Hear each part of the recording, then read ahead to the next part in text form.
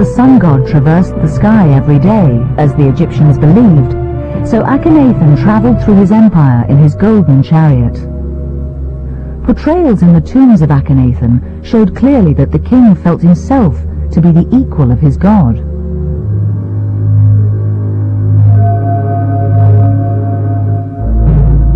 His subjects were to see him as both god and king.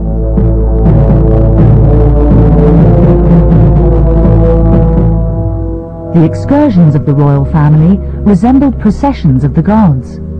On the walls of the tombs, there was not a single scene in which the royal couple was not prominent.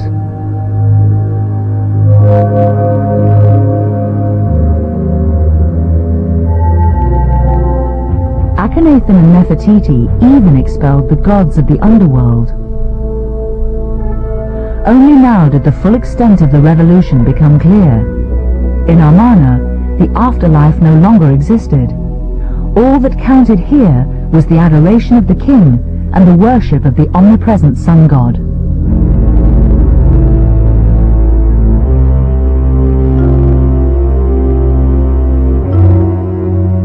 In return, the pharaoh was generous to the living. Those who served him loyally were richly rewarded. The royal couple showered their followers with gifts. Did they buy the loyalty of their subjects, or was it true faith that inspired the people to serve the new god?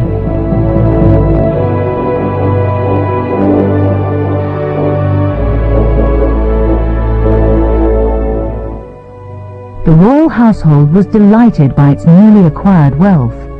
Life was a generous gift from Aten and was to be enjoyed.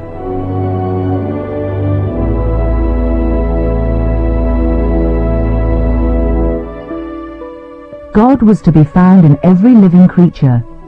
The king composed a hymn dedicated to this theme. Amazingly, it's been preserved. A trail leads from Akhenaten's great sun hymn via Canaan in the Bible to the 104th Psalm. Verses 20 to 30 of the 104th Psalm are a Hebrew translation and summary of Akhenaten's great hymn to Aten. Akhenaten's great hymn begins in Egyptian with the words, "How beautiful is your appearance on the horizon of heaven. You dispel the darkness, the world exists in your hand, just as you have made it. You yourself are lifetime, it is by you that men live." In 30 verses, Akhenaten extolled a song of praise to his sun god, without whom nothing could exist. Is this hymn the work of the god-king and the philosopher? Or does it merely proclaim the fantasies of an unsound mind?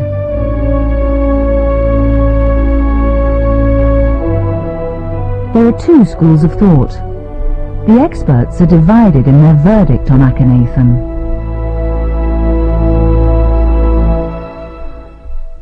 In my opinion, Akhenaten was no maniac. He was far ahead of his time. He thought differently than his contemporaries. Of course, that may seem off-putting, but Akhenaten was certainly not crazy. The portrayal of peaceful nature scenes in the sacrificial descriptions should not delude us as to the political reality. In fact, the king was only interested in asserting his personal power, and religion also served this purpose. The king proclaimed himself the son of the sun god. The king derived his power from the sun god, and the people had to obey. Akhenaten had monopolized religious ceremonies. He alone was able to interpret the will of Aten. All paths to God led through him. His people had to worship him if their prayers were to be heard.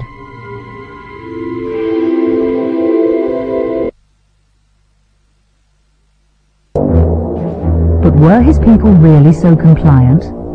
Why these recurring portrayals of soldiers and policemen in Amarna? Was Akhenaten's reign an era of intolerance and coercion? His state a police state?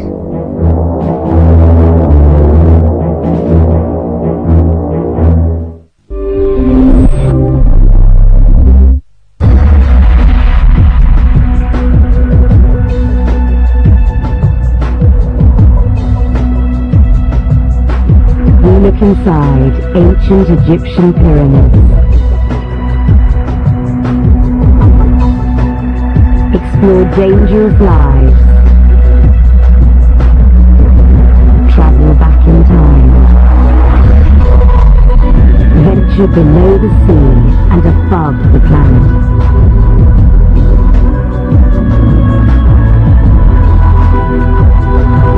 From a waterfall in a quiet forest to a tidal wave in an overpopulated city, we quench your thirst for knowledge and continue to explore the wonders of your world.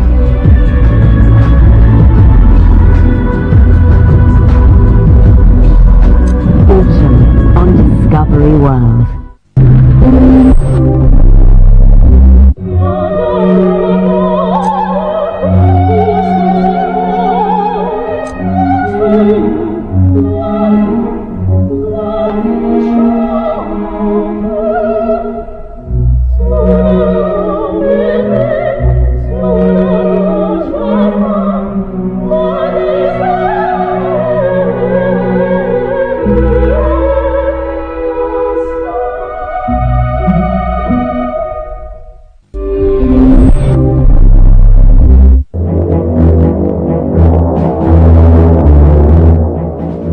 Eternal peace was secured by armed force. Those who conformed had nothing to fear. But what of those who refused blind obedience?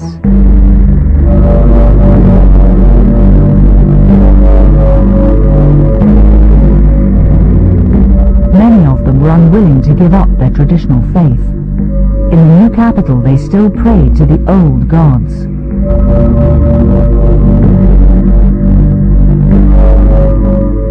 Turning to their gods with requests and prayers consoled them in their everyday cares and sorrows. Despite the constant danger of being discovered, they continued with their sacrificial offerings.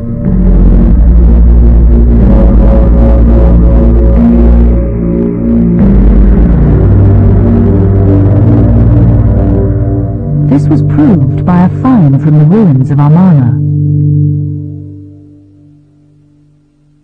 This vase of the god Bes actually shouldn't exist in Amarna. The only deity which Akhenaten allowed was Aten, the sun god.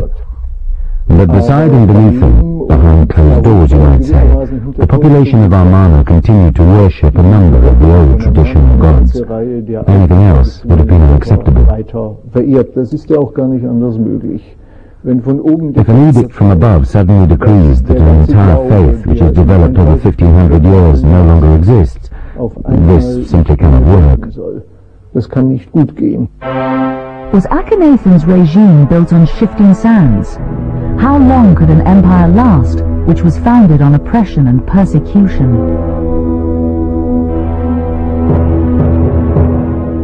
Akhenaten had declared himself all-powerful. Was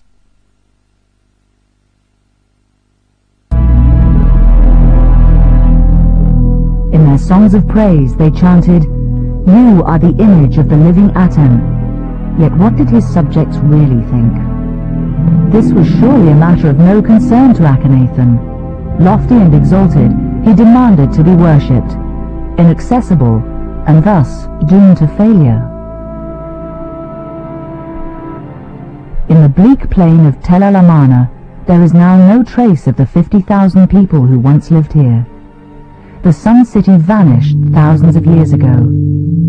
Even Akhenaten's name was obliterated from the annals. The whole city of Amarna should be destroyed after Akhenaten, because every Egyptian worshipped Aten through him. And this is why you can even, the hands of the sun are coming to Akhenaten.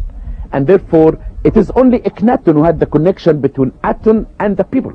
Then when Akhenaten died, the connection is finished. And this is why Amarna had no use. Not until the mid-19th century did rumors of a mysterious pharaoh reach Europe.